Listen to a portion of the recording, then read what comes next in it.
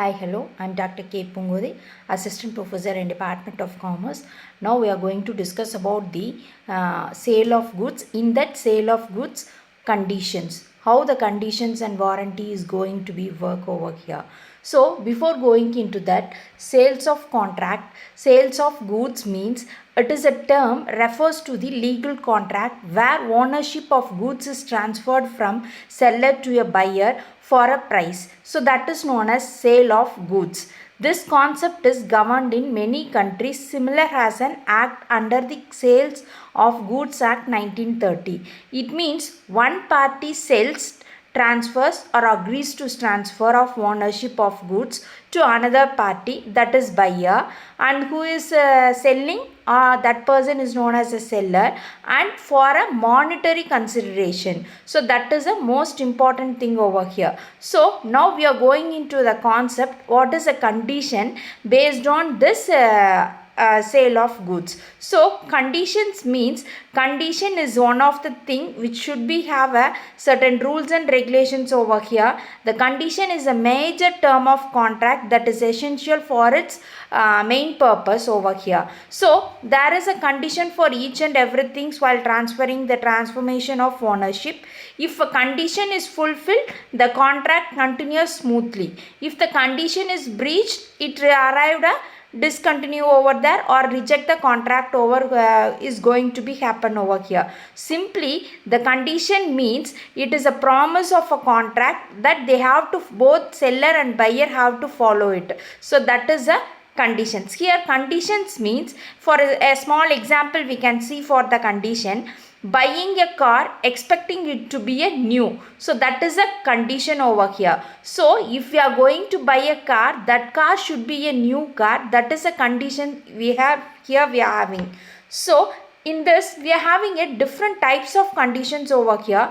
The first one is express condition. These are clearly mentioned in the contract, that is delivery must be completed by 1st March or 1st April or May 1st, like that. So that is an expressed condition. Next one is an implied condition. Here the implied condition means there is no written but it is automatically included by law under the Act Sale of Goods Act 1930. It is implied contract. Under this, the first one is condition has to title. Seller must have the rights to sell the goods.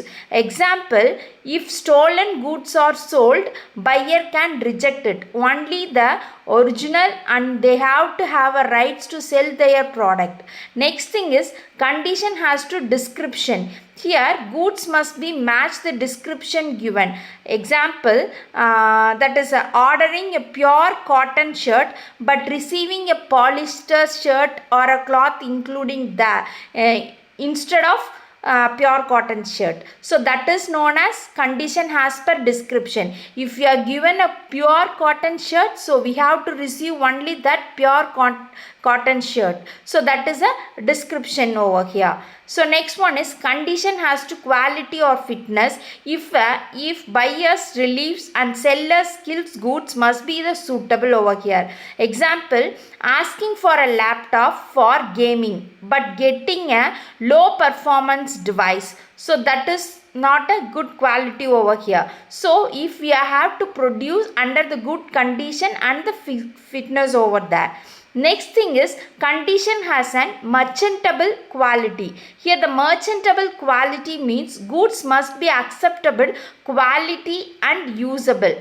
Example, a new phone should be work properly. If we are buying a new phones but that new phone is not working properly means it is not a merchantable quality condition over here. So before if we are selling any product, we have to follow these conditions over here. Then only it must be fulfilling the sale of goods over the condition. So next thing is that condition has to a sample. Bulk orders must be match with the sample shown. For example, cloth supplied must match the sample price or a sample piece over here.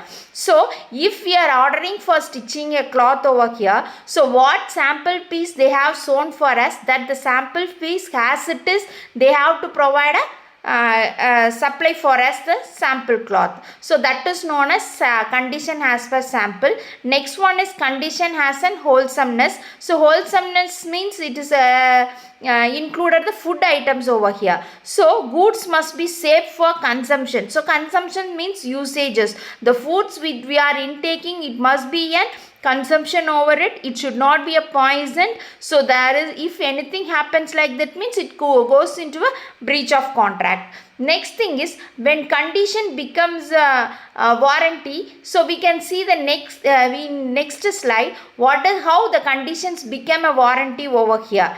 Next we are going to see about the legal effects of breach of conditions. When a condition is broken, when the condition will be broken means buyer can reject the goods, treat the contract as an cancelled, claims damages, sellers may be required a refundable of amount or compensated losses. These are all comes under the legal effects of breach of contract. So simply we can say that breach of contract means if any one of the parties disagrees to work over here. So if a buyer is willing to sell the product but the seller will not buying that product, if it stops or rejects the contract, that means that is known as breach of contract. One party will not working their promise, that is breach of contract.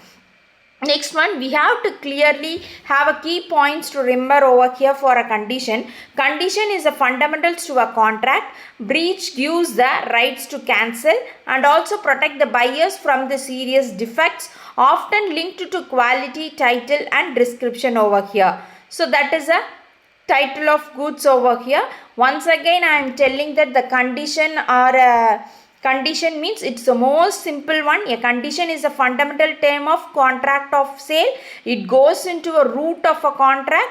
It is breached by the buyer or a seller. Reject the goods. They are having their own rights over here. So that is a contract over here. I hope that you all understand about the conditions in the sale of goods contracts. Thank you.